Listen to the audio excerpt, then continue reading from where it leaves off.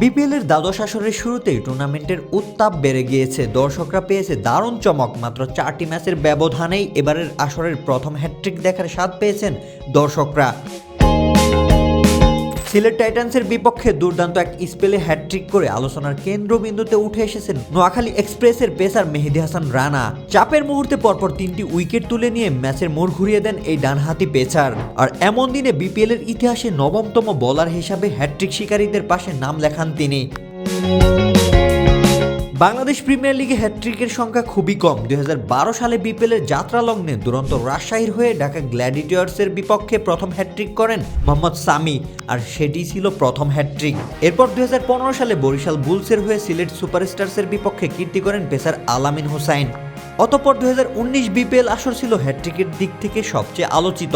ঢাকা ডাইনামাইটসের হয়ে আলিসাল ইসলাম ও Andre Russell, আর কুমিল্লা ভিক্টোরিয়ান্সের হয়ে খুলনা টাইটান্সের বিপক্ষে হ্যাটট্রিক তুলে নিয়েছিলেন ওহাব রিয়াজ। এরপর 2022 সালে চট্টগ্রাম চ্যালেঞ্জার্সের হয়ে সিলেট সানরাইজার্সের বিপক্ষে হ্যাটট্রিক গড়েন মৃত্যুঞ্জয় চৌধুরী।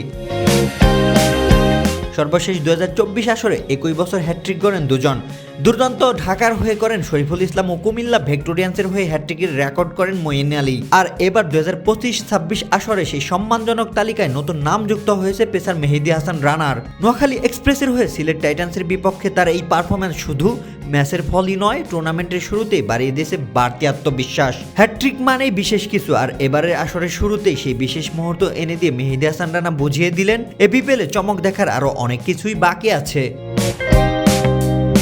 রোশন মনির, আলটিমেট স্পোর্টস।